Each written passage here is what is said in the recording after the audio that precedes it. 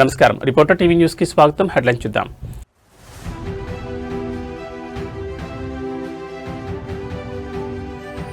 Telangana Delaware మధ్య కుదిరిన స్నేహహస్తం.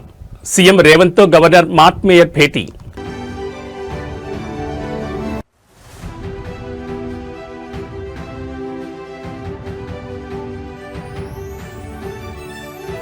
రాజమండ్రిలో కొనసాగుతున్న మరణ మృదంగం. 10కి చేరిన మృతుల సంఖ్య.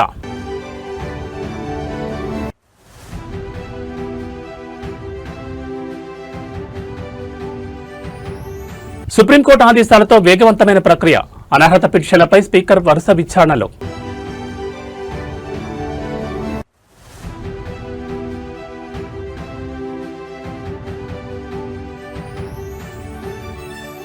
తెలంగాణలో ముగిసిన మావోయిస్టు శకం. జనజీవన స్రవంతిలోకి అగ్రనేత గణపతి.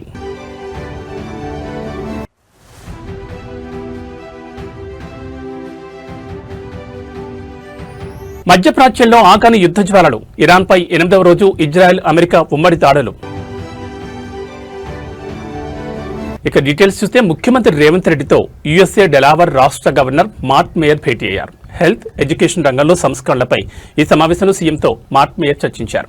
డెలావర్ రాష్ట్రంలో అమలు చేసిన పేద మధ్యతరగతి ప్రజలకు ఇండ్లు, రుణమాఫీ, ఇతర అంశాలను మార్క్ మేయర్ ముఖ్యమంత్రికి వివరించారు. డేటా ప్రివెన్షన్, యూనివర్సల్ హెల్త్ కేర్పై చర్చించారు. తెలంగాణ ప్రతినిధుల బృందంతో డెలావర్కు రావాల్సిందిగా సీఎంను మార్క్ మేయర్ ఆహ్వానించారు. భవిష్యత్తులో తెలంగాణ డెలావర్ మధ్య సత్సంబంధాలు కొనసాగాలని ఆకాంక్షించారు. ఈ సమావేశంలో మంత్రి Sridhar Babu, first lady of Delaware Lauren Meyer, ఉన్నతాధికారులు పాల్గొన్నారు.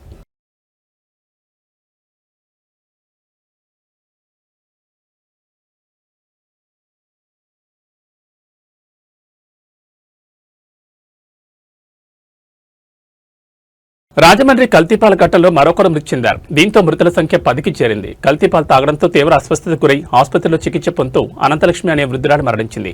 ప్రస్తుతం మరో 10 మంది బాధితులు రాజమండ్రి, వైజాగ్ నగరాల్లోని వివిధ ఆసుపత్రుల్లో చికిత్స పొందుతున్నారు. వారిలో 6 పరిస్థితి విషమంగా ఉన్నట్లు వైద్యులు తెలిపారు.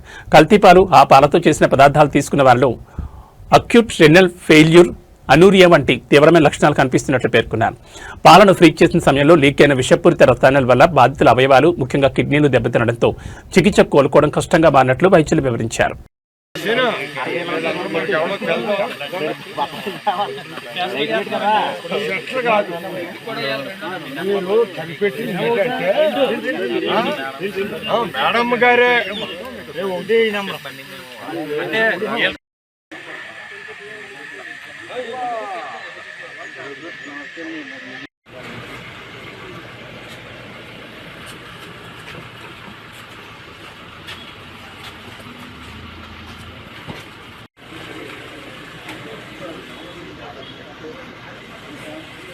తెలంగాణ స్పీకర్ గడ్డం ప్రసాదరావు ఇవాళ ఎమ్మెల్యే దానం నాగేందర్ అనర్హత పిటిషన్పై విచారించనున్నారు. ఇప్పటికే 10 మంది ఎమ్మెల్యేల అనర్హత పిటిషన్లపై స్పీకర్ విచారణ జరిపారు.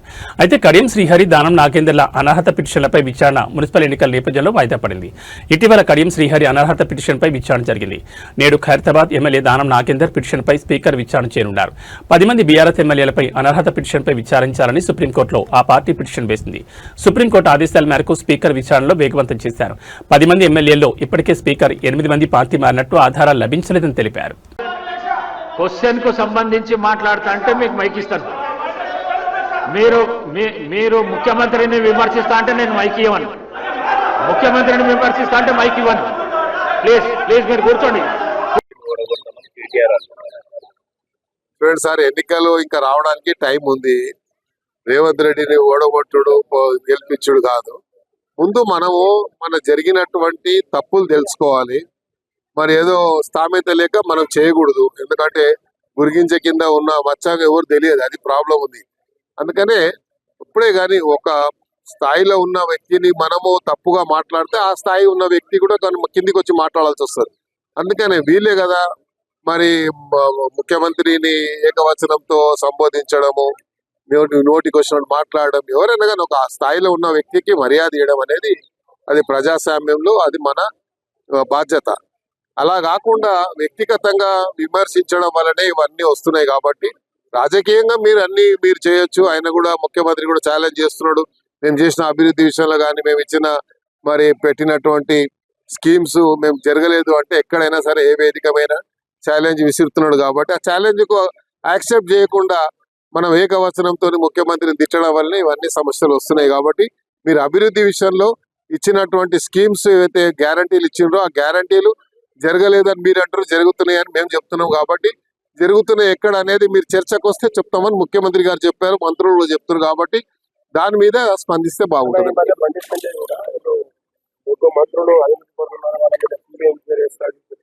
ఇప్పుడు ఆయన కేంద్ర మంత్రి ఉన్నాడు, ఆయన మన కేంద్ర మంత్రుల గురించి చెప్పిండా, రాష్ట్ర మంత్రుల గురించి చెప్పిండా మనకు తెలియదు కదా. కాబట్టి ఏదైనా సరే బండి సంజయ్ గారు ఆయన ఒక మన హోమ్ మినిస్టర్ ఉన్నాడు. హోమ్ మినిస్టర్ ఉంటే అన్ని విభాగాలు ఆయన చేస్తుంటాయి. సిబిఐ కానీ ఈడీ కానీ అన్ని స్టేట్ మినిస్టర్ కంట్రోలే ఉంటాయి, కేబినెట్ మినిస్టర్ కంట్రోల్ ఉంటాయి. కాబట్టి ఆయన స్థాయిలో మేము తెప్పించుకుంటున్నాం. ఎందుకు సమాచారం ఉంటే యాక్షన్ తీసుకోవాలి.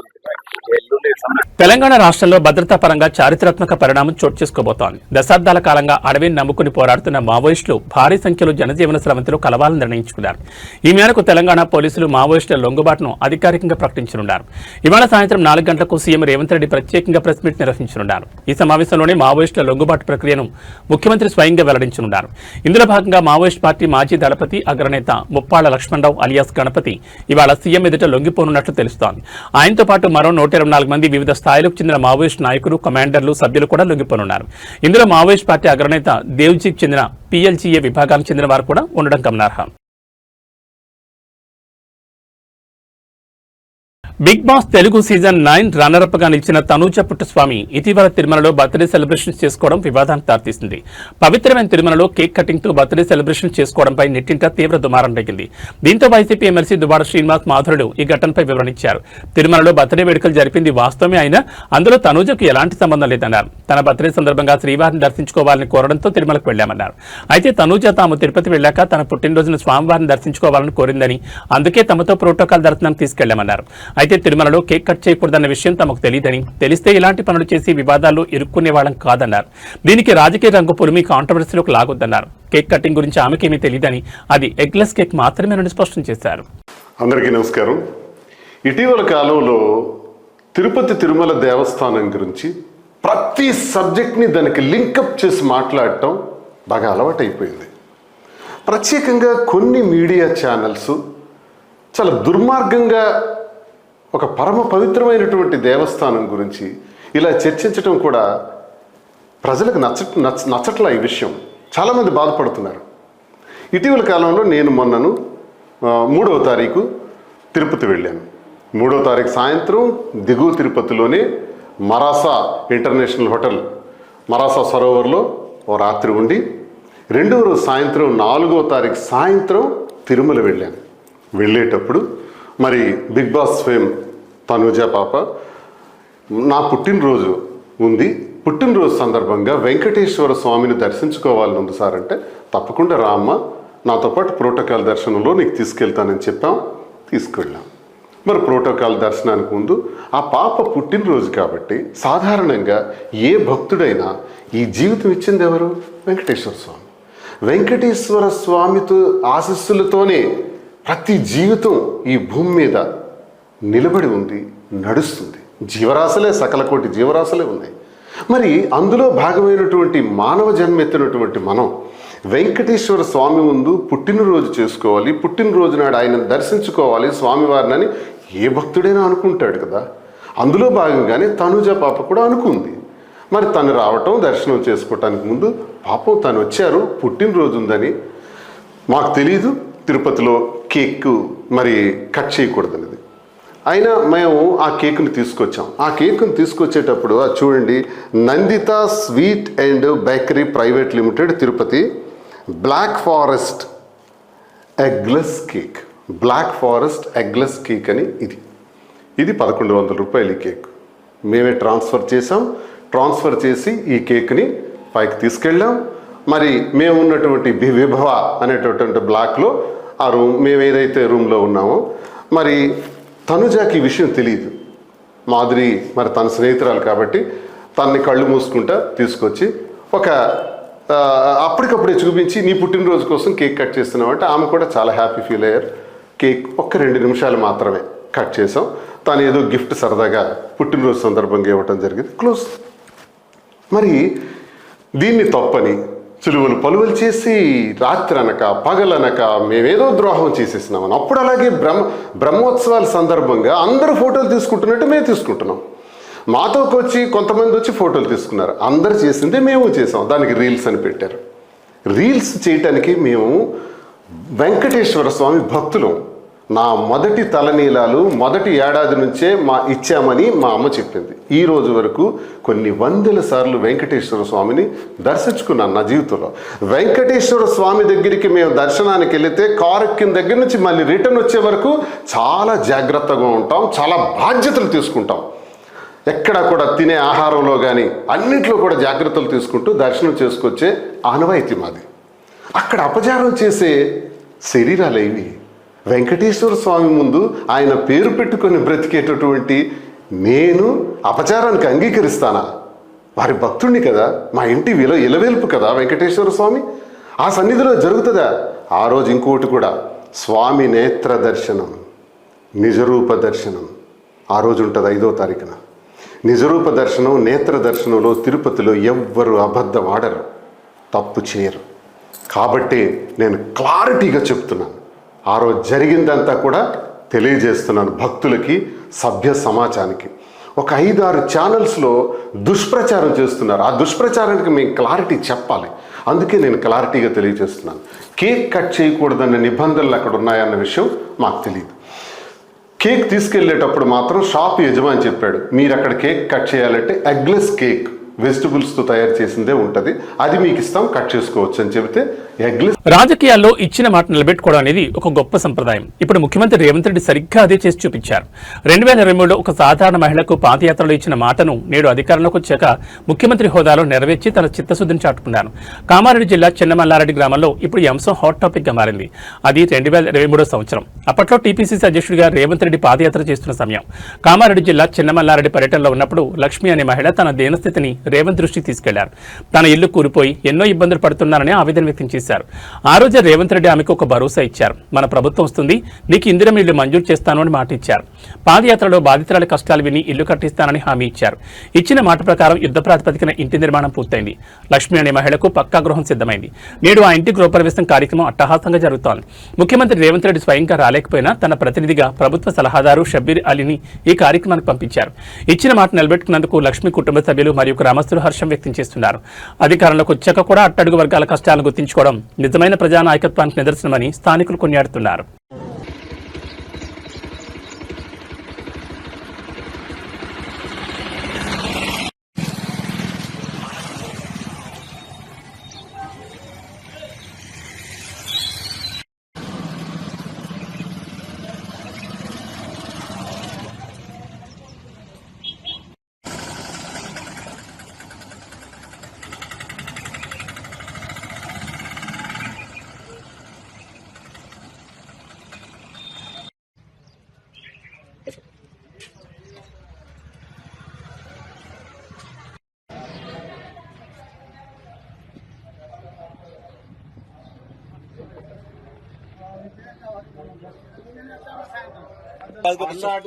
మళ్ళీ మరకలాగానే ఉంటుంది.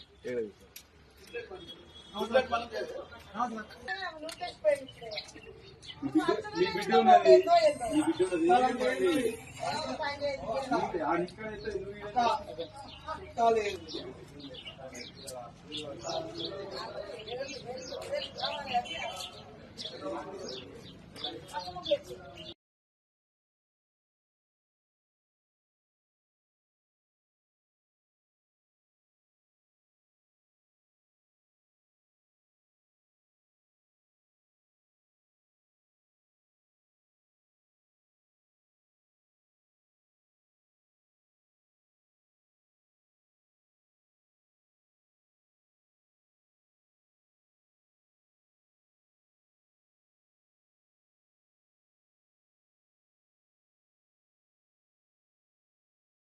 ప్రజా యుద్ధన ఒక గద్దర్ పేరుతో తెలంగాణ ప్రభుత్వం గద్దర్ ఫిల్మ్ అవార్డులను అందజేస్తున్న సంగతి తెలిసిందే. ఈ నేపథ్యంలో తాజాగా 2025 ఏడాదికి గాను అవార్డులను జ్యూరీ ప్రకటించింది.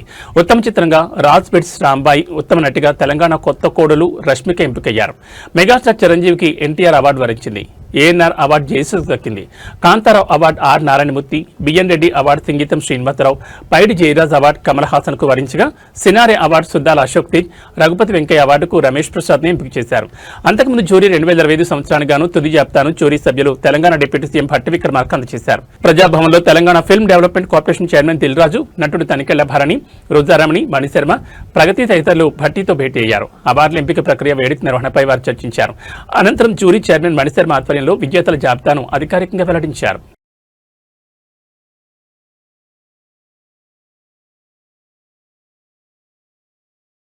ఆంధ్రప్రదేశ్, తెలంగాణ రాష్ట్రాల్లో ఉష్ణోగ్రతలు భారీగా నమోదవుతున్నాయి. గతంలో ఎన్నడూ లేని విధంగా మార్చి నెల మొదటి వారంలోనే అత్యధిక ఉష్ణోగ్రతలు నమోదవుతున్నాయి. పగటిపూట ఎండల తీవ్రతతో బయటకు అడుగుపెట్టలేని పరిస్థితి నెలకొంది. ఉక్కపోత, సెగగాలుల తీవ్రత కూడా మొదలైంది. సూర్యుడి బగబగలతో రోడ్లు కూడా వేడెక్కుతున్నాయి. పగలు 10 గంటలు దాటితే కర్ఫ్యూ వాతావరణం నెలకొంటుంది. విజయవాడ, హైదరాబాద్ నగరాల్లో అయితే 10 గంటల నుంచి సాయంత్రం 4 గంటల వరకు జనసంచారం కూడా కనిపించడం లేదు. మార్చి నెల 2వ వారం నుంచి ఉష్ణోగ్రతలు మరింత ఎక్కువవుతాయని వాతావరణ శాఖ అధికారులు తెలిపారు. తెలంగాణలోనూ ఎండల తీవ్రత అధికంగా ఉంది. తెలంగాణలోనూ అత్యధిక ఉష్ణోగ్రతలు నమోదవుతున్నట్లు హైదరాబాద్ వాతావరణ శాఖ అధికారులు తెలిపారు. ములుగు జిల్లా మంగంపేటలో 39 డిగ్రీల ఉష్ణోగ్రతలు నమోదైనట్లు వాతావరణ శాఖ అధికారులు తెలిపారు. ఈ ఏడాది ఇదే అత్యధిక ఉష్ణోగ్రతలని అధికారులు పేర్కొన్నారు. ఆదిలాబాద్ జిల్లాలో 38.9 డిగ్రీల ఉష్ణోగ్రతలు నమోదయ్యాయి. ఇక తెలంగాణలోని 14 జిల్లాలు 38 డిగ్రీల ఉష్ణోగ్రతలు నమోదయ్యాయి. సాధారణం కంటే 2 నుంచి 3 డిగ్రీల ఉష్ణోగ్రతలు నమోదవుతున్నాయి. మరోవైపు ములుగు, జయశంకర్ భూపాలపల్లి, భద్రాద్రి కొత్తగూడెం, సూర్యాపేట్, నల్గొండ, ఖమ్మం జిల్లాలో 40 డిగ్రీల ఉష్ణోగ్రతలు దాటే అవకాశం ఉందని వాతావరణ శాఖ ఆరెంజ్ అలర్ట్ జారీ చేసింది. వేడిగాలుల తీవ్రత కూడా మరింత ఎక్కువగా ఉంది.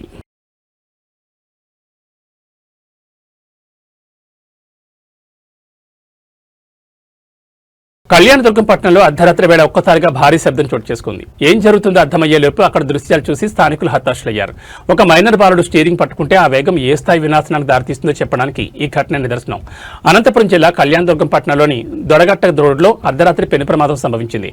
నిద్రలో ఉన్న జనం ఒక్కసారిగా ఉలిక్కిపడ్డారు. మితిమీరిన వేగంతో దూసుకొచ్చిన ఒక కారు నియంత్రణ కోల్పోయి నేరుగా retired social welfare DD Satyanarayana ఇంట్లోకి దూసుకెళ్లింది.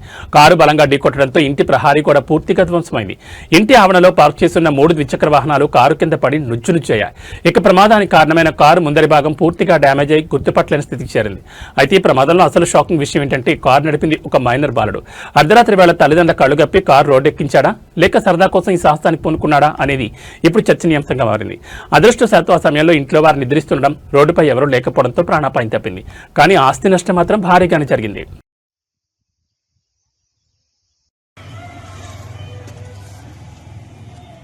ఏమైంది అంకుల్? రాత్రి నా గ్రామార్ స్కూల్లో చదివే పిల్లగాడు డ్రైవింగ్ చేసుకొని ఆ ఇంటికి కుదిరినట్టు.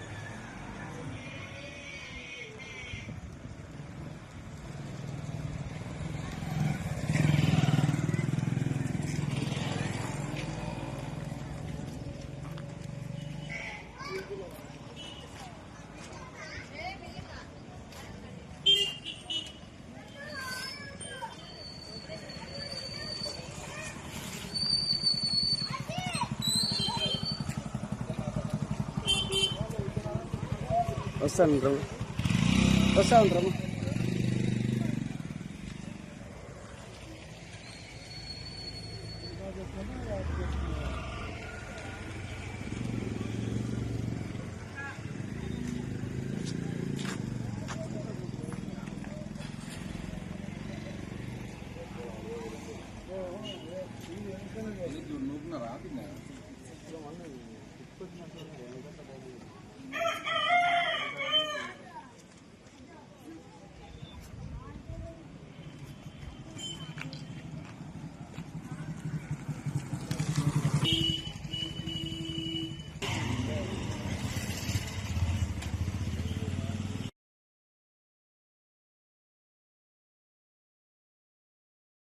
భక్తిభావంతో పులకించిపోయింది కాకినాడ రూరల్. అయోధ్యలో బాలరాముడి విగ్రహం ఏ స్థాయిలో దేశ ప్రజలను మంత్రముగ్ధులు చేసిందో ఇప్పుడు అదే తరహాలో వారాహిమాత విగ్రహం భక్తులకు దర్శనమిస్తోంది. కాకినాడ రూరల్ మండలం కరపలో శ్రీ వారాహిమాత అమ్మవారి విగ్రహ ప్రతిష్టాపన మహోత్సవం అత్యంత వైభవంగా జరిగింది. ఆధ్యాత్మికతకు నిలయమైన కాశీక్షేత్రంలో వారాహి అమ్మవారు ఎలా ఉంటారో సరిగ్గా అదే ప్రతిరూపాన్ని కరప గ్రామంలో ఆవిష్కరించారు. జనసేన సీనియర్ నాయకుడు చిక్కాల దొరబాబు ఈ మహత్కార్యానికి శ్రీకారం చుట్టారు. అయోధ్య బాలరాముడి విగ్రహంలో కనిపించే ఆ నీలి ఛాయ దివ్యత్వం ముట్టిపడేలా ఈ వారాహిమాత విగ్రహాన్ని రూపొందించడం విశేషం. ఈ కార్యక్రమానికి భక్తులు భారీగా తరలివచ్చారు. చిక్కాల దొరబాబు ఆధ్వర్యంలో జరిగిన ఈ కర్తూలో అమ్మవారిని దర్శించుకునేందుకు పరిసర గ్రామాల ప్రజలు పోటీపడ్డారు. శత్రువులను హరించే వారాహిమాత ప్రతిష్టతో గ్రామంలో శాంతి సౌభాగ్యాలు నెలకొంటాయని భక్తులు విశ్వసిస్తున్నారు. మొత్తానికి రాజకీయాలతో పాటు ఆధ్యాత్మిక కార్యక్రమాల్లోనూ చురుగ్గా పాల్గొంటూ కడపలో ఒక అద్భుత ఆధ్యాత్మిక ఘట్టాన్ని చిక్కాల దొరబాబు ఆవిష్కరించారు. భవిష్యత్తులో ఈ ఆలయం ప్రముఖ పుణ్యక్షేత్రంగా మారుతుందని స్థానికులు ఆశాభావం వ్యక్తం చేస్తున్నారు.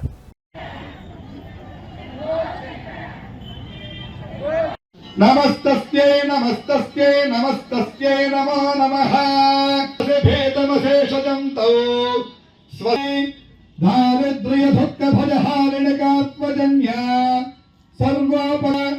సర్వస్వరూపే ఆవిడకి చూడండి సర్వస్వరూపే సర్వేశే సర్వశక్తి సమన్వితే భయేభ్యస్త్రాఘినో దేవి దుర్గే దేవి వారాహి దేవి నమోస్తుతే. అమ్మ మీ చేతిలో ఉండేటువంటి పూజా ద్రవ్యం అక్షతలు కానీ పుష్పాలు కానీ ఏదైతే ఉన్నాయో అవన్నీ కూడా కళ్ళకద్దుకుని ఎవరెక్కడైతే పూజ చేశారు అక్కడ వెయ్యండి. కాశీ వారాహి మాతాదేవ్యై నమః దివ్యశ్రీ వేదోక్త సువర్ణ మంత్ర పుష్పాంజలం సమర్పయామి. నమస్కరోమి నమస్కారం సమర్పయామి. అక్షత చేతితో పట్టుకుని పైకి లేవద్దు, కూర్చునే నమస్కారం చేసుకోండి. ప్రదక్షిణ చేసినట్టుగా అన్యథా శరణం నాస్తి అంటే నాదేం కాదమ్మా అంతా నీదేని అర్థం. చూడండి అంత గొప్ప మాట. అన్యథా శరణం నాస్తే త్వమేవ శరణం మమ తస్మాత్ కారుణ్య భావేన రక్ష రక్ష మహేశ్వరి.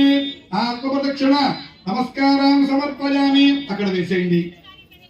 చెప్పండి పురస శిరస దృష్ట్యా. దృష్ట్యా అనగానే అమ్మవారికి చూడండి దృష్ట్యా.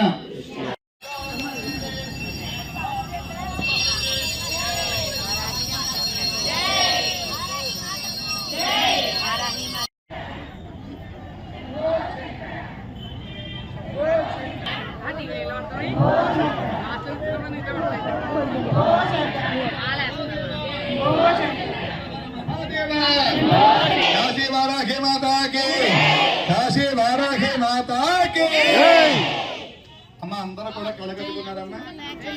అందరూ కూడా ఒక పుష్పం.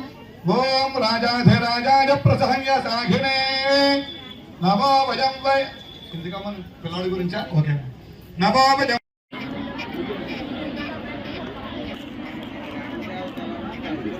ఎవరు బయటకు రావద్దు.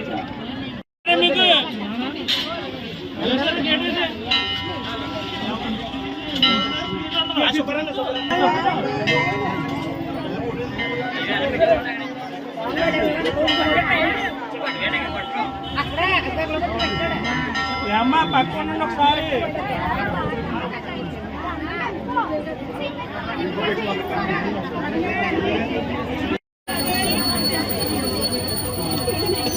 మాడండి మీరు కూడా.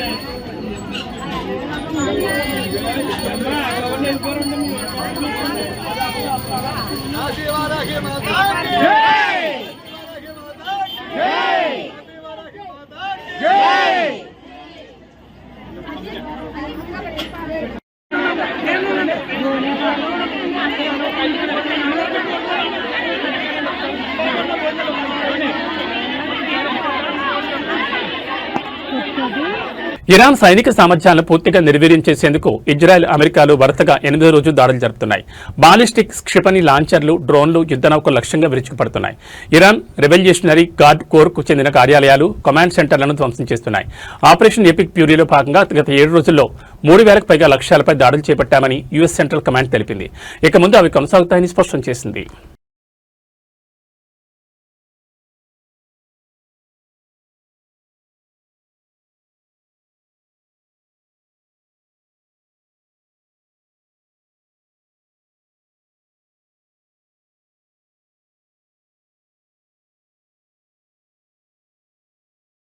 యుద్ధం జరుగుతున్న నేపథ్యంలో సామాన్యులకు ఊహించని షాక్ తగిలింది. సిలిండర్ ధరలు భారీగా పెరిగిపోయాయి. వంట గ్యాస్, కమర్షియల్ ఎల్పీజీ సిలిండర్ ధరలను కేంద్ర ప్రభుత్వమే భారీగా పెంచేసింది. ఈ మేరకు అర్ధరాత్రి నిర్ణయం తీసుకుంది. కేంద్ర ప్రభుత్వం తాజాగా పెంచిన ధరల ప్రకారం 14.2 కిలోల వంట గ్యాస్ సిలిండర్ ధరపై 60 రూపాయలు పెరిగింది. 19 కిలోల కమర్షియల్ సిలిండర్పై ఏకంగా 115 రూపాయలు పెంచింది కేంద్రం. ఈ కొత్త ధరలు నేటి నుంచి అమల్లోకి వస్తాయని సంచలన ప్రకటన చేసింది. ఈ లెక్క ప్రకారం హైదరాబాద్లో 14.2 కేజీల డొమెస్టిక్ సిలిండర్ ధర 905 నుంచి 965 రూపాయలకు చేరింది.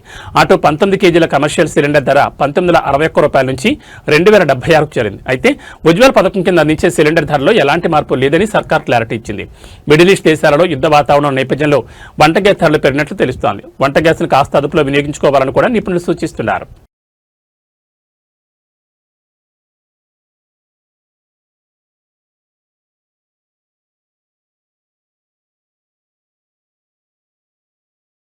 న్యూస్ ముగించే ముందు హెడ్లైన్స్ మరోసారి.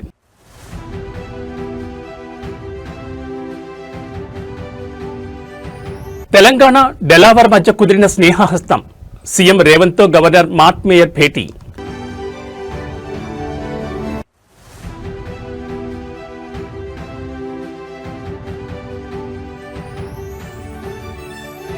రాజమండ్రిలో కొనసాగుతున్న మరణ మృదంగం. 10కి చేరిన మృతుల సంఖ్య.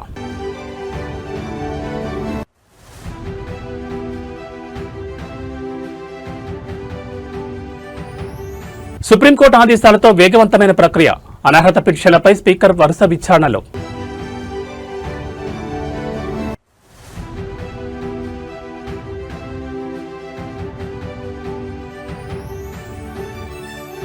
తెలంగాణలో ముగిసిన మావోయిస్టు శకం. జనజీవన స్రవంతిలోకి అగ్రనేత గణపతి.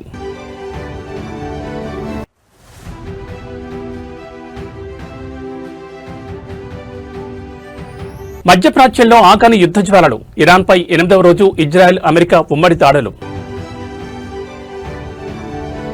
ఇవి బులెటిన్ విశేషాలు.